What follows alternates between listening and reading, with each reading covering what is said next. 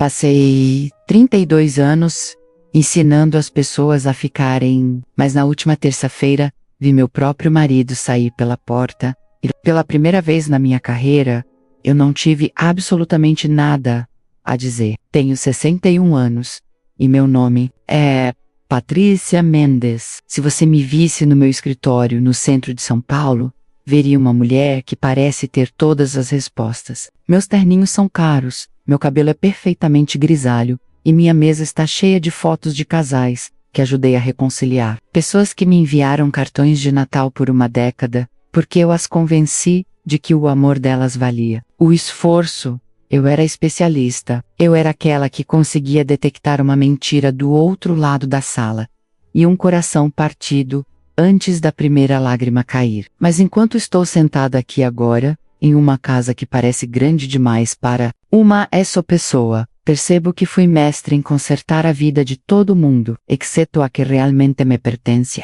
O silêncio, neste corredor, é pesado. Não é o silêncio pacífico de um longo dia terminando. É o silêncio ensurdecedor de uma casa que foi esvaziada de sua alma. Henrique levou suas coisas há 3 dias. Ele não gritou, ele não quebrou pratos, ele nem parecia zangado. Ele apenas parecia cansado. Isso é algo que não te ensinam na faculdade de Direito. A raiva é um sinal de vida. A raiva significa que ainda resta algo pelo qual lutar. Mas o silêncio é o som de um coração que já se mudou meses, ou talvez anos, antes do corpo seguir o mesmo caminho. E eu, com todos os meus diplomas e minhas milhares de horas de mediação, não percebi a quietude, até que ela fosse a única coisa que restasse. Nós nos conhecemos quando eu tinha 24 anos. Henrique era um homem que cheirava a madeira de cedro e café. Ele não era complicado. Trabalhava como arquiteto, mas não se importava com o prestígio dos edifícios que projetava. Ele se importava com como as pessoas se sentiam dentro deles. Ele era afetuoso, sempre o primeiro a buscar minha mão quando caminhávamos pelo parque. Naqueles primeiros anos, eu admirava sua simplicidade. Achava que era um contraste lindo com a minha mente analítica. Eu passava meus dias dissecando as falhas das relações humanas, analisando extratos bancários e relatórios de infidelidade. E depois voltava para casa para um homem que só queria saber se eu tinha visto o pôr do sol. Lembro-me de uma noite, talvez 15 anos atrás. Eu tinha acabado de encerrar um caso de divórcio particularmente brutal, onde o casal passou 6 horas discutindo quem ficaria com o tapete antigo. Eu estava exausta, meu cérebro zumbindo com estratégias legais. Henrique tinha feito o jantar, um macarrão simples, com alho e óleo. Ele sentou-se à minha frente e começou a me contar sobre uma árvore que tinha visto naquele dia. Como a luz batia nas folhas de um jeito especial. Eu o ouvi por exatos 45 segundos antes de interrompê-lo. Disse a ele que ele estava sendo ineficiente com seu tempo, que deveria focar nos prazos do novo projeto em vez de árvores. Eu não vi na época, mas vi hoje ao olhar para trás. A luz nos olhos dele não apenas diminuiu, ela se apagou. Ele apenas assentiu, pegou seu prato e foi para a cozinha. Achei que tinha lhe dado um bom conselho. Achei que o estava ajudando a otimizar sua vida. Na realidade, eu estava apenas tratando meu marido como um cliente de quem eu não gostava particularmente. Esse foi o começo da profissionalização do nosso casamento. Comecei a tratar nossas conversas como depoimentos. Se ele dizia que estava infeliz, eu pedia exemplos específicos, procurava inconsistências na lógica dele. Eu dizia: Henrique, você está usando sempre e nunca. Esses são termos hiperbólicos. Vamos nos ater aos fatos. Eu achava que estava sendo a adulta da relação. Achava que minha capacidade de permanecer calma e racional era um sinal de um relacionamento saudável. Mas a racionalidade é um cobertor gelado quando alguém está morrendo de frio. Ele não precisava de uma advogada. Ele precisava de uma esposa. Ele precisava da Patrícia, a garota que costumava rir de suas piadas ruins. Não da doutora Mendes, a mulher que cobrava R$1.000 por hora para dizer às pessoas que elas estavam erradas. À medida que os anos passavam, o relógio da nossa distância. Ficava cada vez mais alto, embora eu me recusasse a ouvir. Aos 50, eu estava no auge da minha carreira, era convidada para palestrar em conferências sobre a psicologia da longevidade matrimonial. Eu subia em palcos e dizia a centenas de pessoas que a chave para um casamento duradouro era a comunicação. Dizia isso com tanta convicção. E, no entanto, quando voltava para casa, falava com Henrique apenas sobre a logística das nossas vidas, as contas, o telhado, com infiltração, o cronograma da formatura da nossa filha. Éramos uma máquina funcionando perfeitamente, mas não éramos mais um casamento. Ele tentou se aproximar. Eu vejo isso agora. Ele ficava parado na porta do meu escritório em casa, segurando 2 taças de vinho, parecendo que queria dizer algo. E eu olhava para cima do meu laptop, checava o relógio e dizia: tenho 20 minutos antes de precisar terminar este relatório, Henrique. E ele olhava para o vinho, olhava para mim e dizia: não é urgente.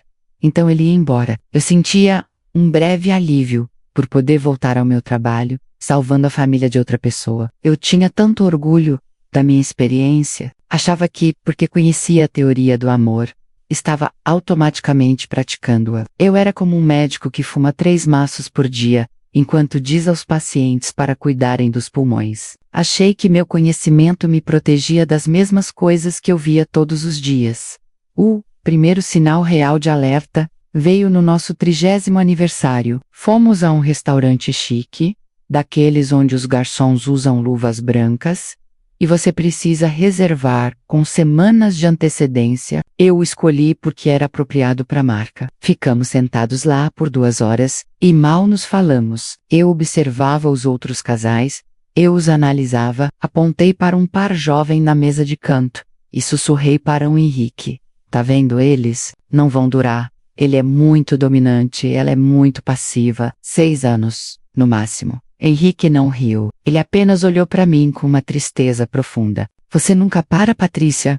Ele perguntou suavemente. Parar o quê? Respondi, genuinamente confusa. Parar de ser juíza, parar de ser advogada. Você algum dia apenas vive? Eu disse a ele que ele estava sendo sensível. Disse que minha mente analítica era o que proporcionava aquele estilo de vida para nós. Usei minhas palavras como armas, mesmo quando achava que as estava usando como ferramentas. Eu estava tão ocupada em estar certa, que não percebi que estava ficando completamente sozinha. Eu tinha 60 anos na época, e achei que tínhamos conseguido. Estávamos bem. Essa palavra é um veneno. Bem significa que você parou de tentar, bem significa que o fogo apagou, e você está apenas sentado nas cinzas, porque elas ainda estão um pouco mornas. Achei que o bem era uma vitória. Não percebi que era uma sentença de morte.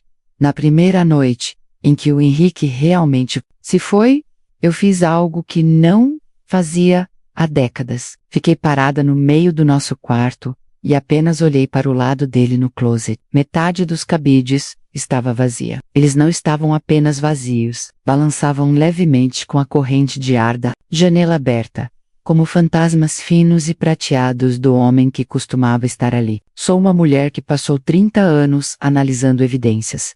E aqui estava a evidência mais condenatória da minha vida. Uma fileira de arame e plástico, segurando nada além do ar, onde meu marido costumava estar. Estendi a mão para tocar um fio solto deixado em uma prateleira, e senti uma onda de náusea, tão forte que tive que me sentar na beira da cama. Não foi aquele luto dramático de cinema, com prantos, foi uma percepção fria e cortante de que o relógio que eu ignorei por 20 anos finalmente tinha batido uma noite. O tempo é um ladrão, mas é um ladrão silencioso quando você está ocupada, sendo bem-sucedida. Eu costumava dizer aos meus clientes que o casamento é uma maratona, não uma corrida de 100 metros. Mas nunca disse a eles que, se você parar para checar o relógio com muita frequência, esquece de olhar para a pessoa que corre ao seu lado. Olho para as minhas mãos agora, mãos de 61 anos, manchadas com os primeiros sinais da idade, e percebo que passei meus anos de ouro construindo uma fortaleza de lógica que acabou se tornando minha prisão. Cada vez que o Henrique tentava trazer um pouco de bagunça, um pouco de emoção crua para nossa casa, eu limpava tudo. Eu resolvia, tratava a vulnerabilidade dele como se fosse um vinho derramado num tapete branco. Não percebi que ao limpar a bagunça, eu estava, na verdade, esfregando e apagando a humanidade da nossa conexão. Houve um momento, cerca de 8 meses atrás, em que achei que íamos conseguir. Era um sábado de outubro, em São Paulo. Estava finalmente esfriando, e por algum motivo, a tensão que costumava pairar entre nós, como uma cortina pesada, pareceu se dissipar. Decidimos descer para o litoral, para uma praia pequena e tranquila, que costumávamos visitar quando nossa filha Camila era pequena. Nas primeiras 3 horas, foi mágico. Não falamos dos meus casos. Não falamos do escritório de arquitetura dele. Falamos de um filme que tínhamos visto, e ele contou uma piada que me fez rir de verdade. Menos aquele tipo de risada que faz as costelas doerem. Por um breve segundo, eu não era a formidável Patrícia Mendes. Eu era apenas a Patrícia. Sentamos na areia, enquanto o sol começava a baixar. Henrique olhou para mim, com aqueles olhos apertadinhos do jeito que eu costumava amar, e disse: senti falta dessa garota. Senti falta de nós. Senti uma onda de esperança genuína. Estiquei a mão e peguei a dele, sentindo os calos em suas palmas, o calor de sua pele. Pensei, é isso. Estamos virando o jogo. Eu posso consertar isso. Eu conheço os passos. E aí estava a rachadura. Mesmo no meu momento de alegria, eu já estava pensando naquilo como um projeto. Eu já estava calculando a fase de recuperação do nosso relacionamento.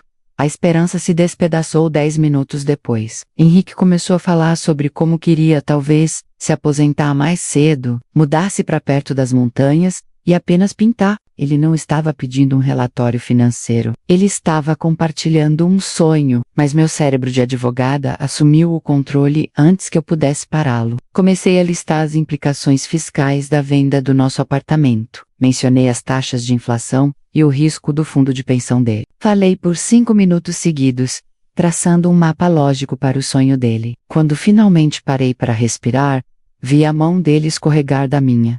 Ele não discutiu, nem pareceu irritado. Apenas olhou para o mar e disse: você não ouviu uma palavra do que eu disse, não é? Eu ouvi tudo, insisti, minha voz subindo em defesa profissional. Estou tentando te ajudar a tornar isso realidade, Henrique.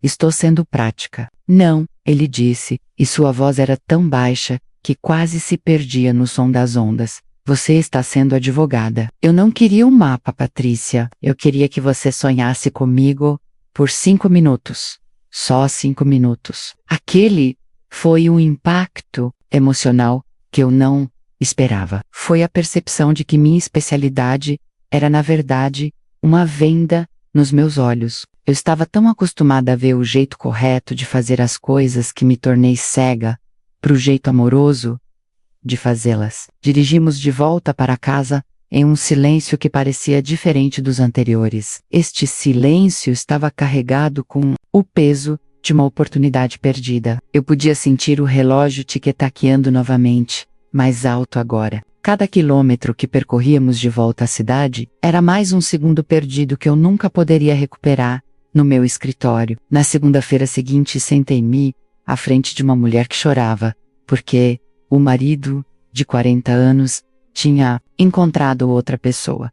Dei a ela o discurso de sempre. Falei sobre seguir em frente, sobre amor próprio, sobre proteções legais, mas, pela primeira vez na minha carreira, minhas próprias palavras tinham gosto de cinzas. Olhei para ela e tive vontade de dizer: não me escute. Sou uma profissional, mas sou um fracasso. Percebi então que o conhecimento não te torna sábio. Ele apenas te torna perigoso, se você não tiver humildade. Eu tinha todas as ferramentas para salvar um casamento, mas as estava usando como um martelo, e acabei destruindo acidentalmente a própria coisa que estava tentando proteger. Tenho uma lembrança que me assombra mais do que o dia em que o Henrique arrumou as malas. Foi há 2 anos, logo após o meu aniversário de 59 anos, nossa filha Camila tinha vindo para o almoço de domingo. Camila é psicóloga menos uma escolha, que eu costumava brincar, que era uma reação, por ter uma advogada como mãe. Estávamos sentados no pátio,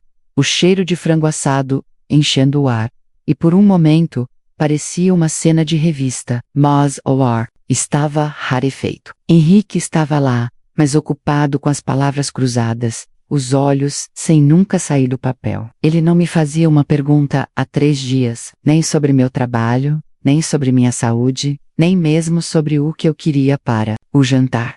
Camila nos observava. Eu conseguia sentir seus olhos clínicos se movendo entre os ombros caídos do pai e a minha postura rígida. Eu estava ocupada checando meus e-mails no celular, fingindo que uma disputa sobre um pacto antenupcial em Curitiba era mais importante do que o silêncio na minha própria mesa. De repente, Camila estendeu a mão e a colocou sobre o meu celular. Mãe, disse ela, com a voz suave mas pesada. Você percebeu que você e o papai não se olharam nem uma vez desde que eu cheguei? Eu ri, tentando descontrair. Usei meu tom profissional menos aquele que implica que eu já considerei o problema e o achei insignificante. Estamos apenas à vontade, Camila.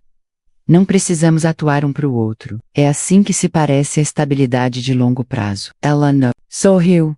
Não, mãe. É assim que se parece um caso frio, um processo arquivado. Você está tratando esta casa como uma cena de crime, onde a única coisa que resta fazer é esperar pelo legista. Aquela foi a primeira vez que o tic-tac do relógio soou como um gongo nos meus ouvidos. Olhei para o Henrique. Ele nem sequer levantou os olhos das palavras cruzadas. Ele a tinha ouvido. Eu sabia que sim, mas ele não me defendeu e não concordou com ela. Ele estava apenas ausente. Senti uma onda de pressão moral, uma necessidade súbita e desesperada de provar que ela estava errada. Naquela noite, depois que ela foi embora, fui para a sala onde o Henrique assistia ao telejornal. Sentei-me ao lado dele, perto o suficiente para que nossas mangas se tocassem. Tentei me lembrar do conselho que dei a um jovem casal apenas uma semana antes: restabeleça a intimidade física através da presença compartilhada. Henrique, eu disse, tentando fazer minha voz soar como a Patrícia de 30 anos atrás. Vamos viajar este fim de semana. Só nós dois, sem celulares, sem falar de trabalho. Ele não virou a cabeça. Esperou por um intervalo comercial antes de falar. Pra quê, Patrícia? Pra você passar 48 horas analisando por que não estamos nos divertindo. Pra você me dizer como melhorar minhas técnicas de relaxamento. Eu tô tentando, sussurrei. E pela primeira vez, senti o ardor de lágrimas que eu não conseguia explicar. Esse é o problema, disse ele finalmente olhando para mim. Os olhos dele estavam tão cansados. Você tá tentando uma técnica. Você não está sendo uma pessoa. Eu não quero ser seu mais novo estudo de caso. Eu só queria ser seu marido. Ele se levantou e foi para o quarto de hóspedes. Ele tinha começado a dormir lá ocasionalmente por causa do meu ronco. Ou pelo menos foi o que eu disse a mim mesma. Mas, naquela noite, percebi que o quarto de hóspedes não era uma solução temporária. Era uma travessia de fronteira. Ele estava emigrando da nossa vida, um travesseiro e um livro de cada vez. E eu, a mulher que havia negociado acordos de milhões de reais, não conseguia encontrar as palavras para pedir que ele ficasse. Eu estava apavorada que se falasse sem minha armadura profissional, ele veria o quão vazia eu realmente me sentia. Meu ego era uma muralha, e eu estava presa atrás dela, observando-o desaparecer na distância do nosso próprio corredor. Fui para o meu escritório na manhã seguinte e sentei-me na minha cadeira de couro de encosto alto. Olhei para a pasta de um novo cliente, um homem da minha idade que estava arrasado porque a esposa o havia deixado após 35 anos. Comecei a escrever minhas anotações. Cliente apresenta sinais de angústia emocional aguda. Rickman. Mediação para focar na divisão de bens e no encerramento emocional. Parei. Olhei para a palavra encerramento. É uma palavra que usamos no direito para fingir que as coisas terminam de forma organizada. Mas, enquanto eu estava ali sentada, aos 61 anos, encarando as ruínas da minha própria intimidade, percebi que não existe tal coisa como encerramento. Existe apenas a longa e lenta percepção do que você jogou fora, porque achou que era inteligente demais para perder. O relógio estava correndo mais rápido agora. Cada segundo o batimento cardíaco de um casamento que implorava por ar, enquanto eu ficava ali, checando seus sinais vitais com uma mão fria e profissional. 6 meses antes de o Henrique, finalmente, ir embora, houve uma terça-feira, que eu repito na minha mente, como um vídeo de cena de crime, procurando o momento exato em que puxei o gatilho da minha própria felicidade. Estava chovendo, uma daquelas tardes cinzentas e pesadas de São Paulo, que fazem a cidade parecer que está debaixo d'água. Cheguei em casa cedo, um fato raro, e encontrei o Henrique na cozinha.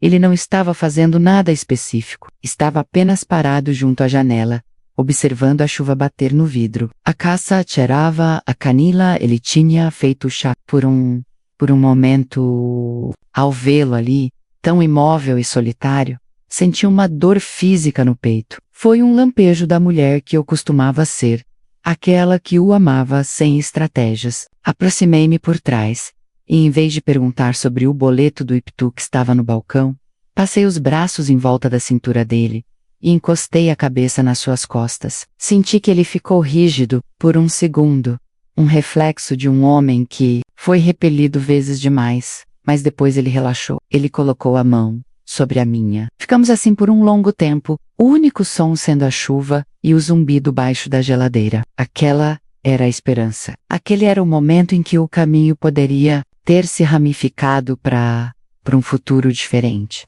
Desculpe, Henrique. Sussurrei contra a camisa dele. E eu falava sério. Naquele momento, senti o peso de cada jantar frio, de cada história interrompida, de cada vez que tratei o coração dele como uma petição judicial. Ele se virou nos musi brocosi. Pela primeira vez em anos não me olhou com exaustão. Ele me olhou com uma pergunta. Passamos aquela noite conversando, de verdade. Sentamos no chão da sala com uma garrafa de vinho. E eu prometi a ele que mudaria. Disse que reduziria minhas horas no escritório. Disse que iríamos para aquela cidade nas montanhas que ele tanto amava. Eu até comecei uma lista menos habitual. Até o fim, menos de coisas que faríamos para reconstruir. Ele riu, um som suave e genuíno, e disse: Patrícia, apenas esteja aqui. Esse é o único item da lista. Fui para a cama naquela noite sentindo uma leveza que não sentia há uma década. Achei que tinha resolvido o problema. Achei que minha inteligência tinha finalmente encontrado a equação certa para nossa sobrevivência.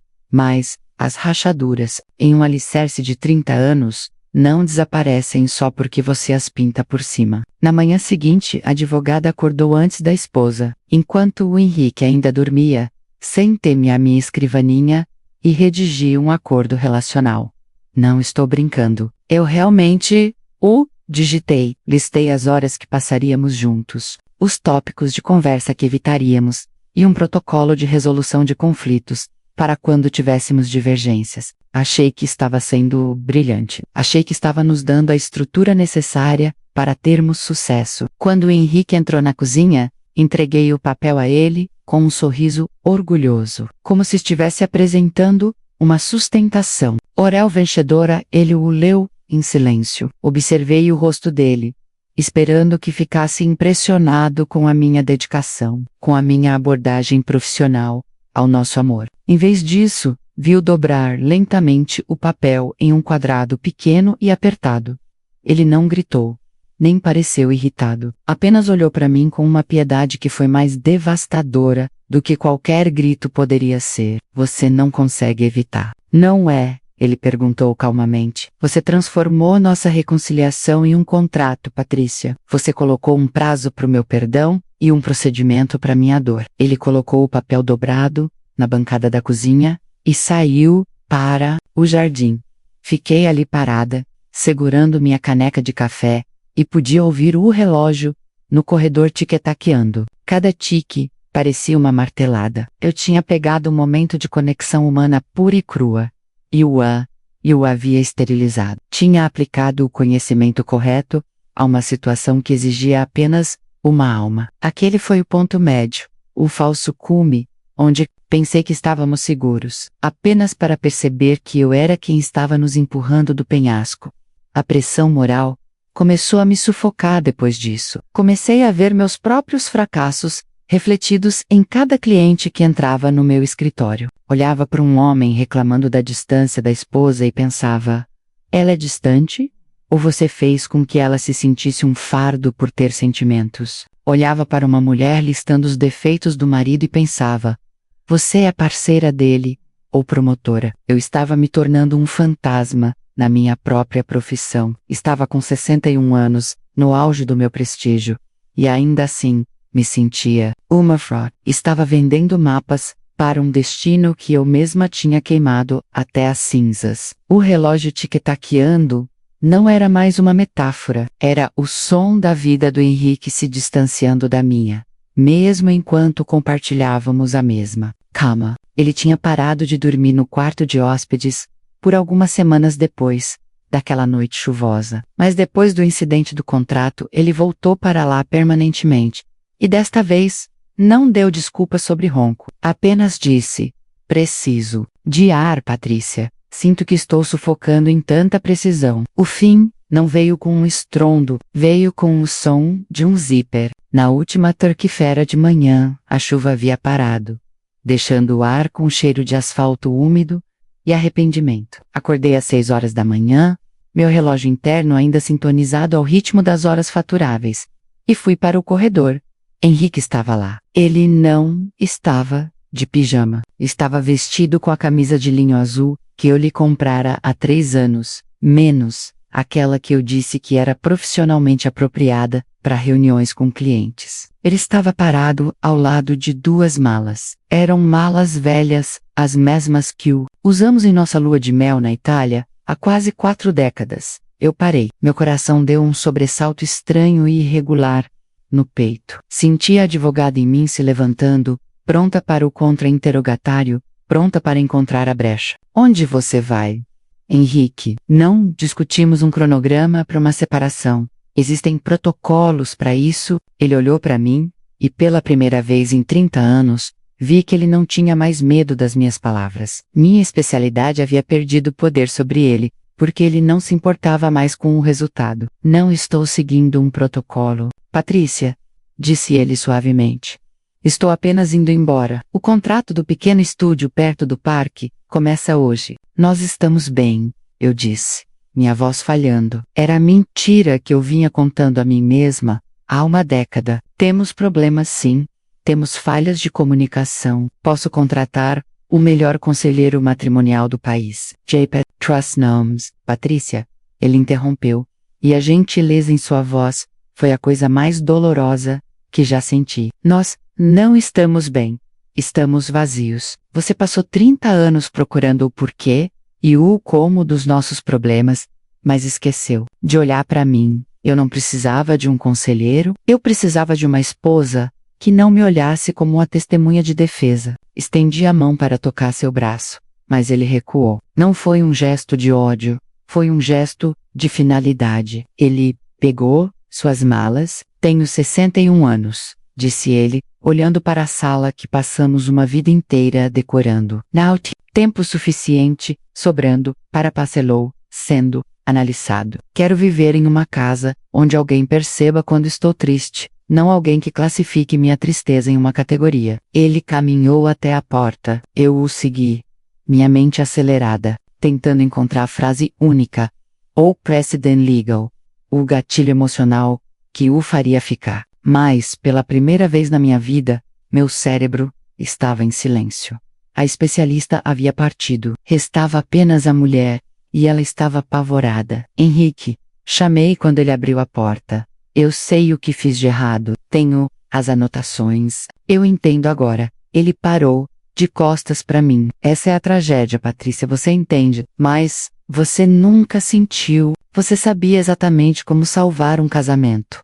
Mas nunca me amou o suficiente para realmente fazer isso. Você estava ocupada demais, estando certa para ser feliz. E então, ele se foi. A porta se fechou com um clique. Um som pequeno e final, que ecoou pela casa como o martelo de um juiz, Sentei-me no chão do hall de entrada. Tenho 61 anos. Tenho uma parede cheia de prêmios. Tenho uma conta bancária que a maioria das pessoas invejaria. E estou completamente sozinha em uma casa que transformei em um tribunal. Percebi então que meu maior erro não foi a falta de conhecimento. Foi a arrogância de pensar que o conhecimento era suficiente. Passei minha vida ajudando estranhos a consertarem suas vidas, enquanto deixei meu próprio jardim virar pó porque estava ocupada demais, analisando o solo, para realmente regar as plantas. Se você está lendo isso, ou ouvindo minha história, por favor, me escute. Não deixe que sua especialidade se torne sua gaiola. Não deixe que sua razão se torne um muro entre você e a pessoa que você ama. Relacionamentos não são problemas para serem resolvidos. São mistérios para serem vividos.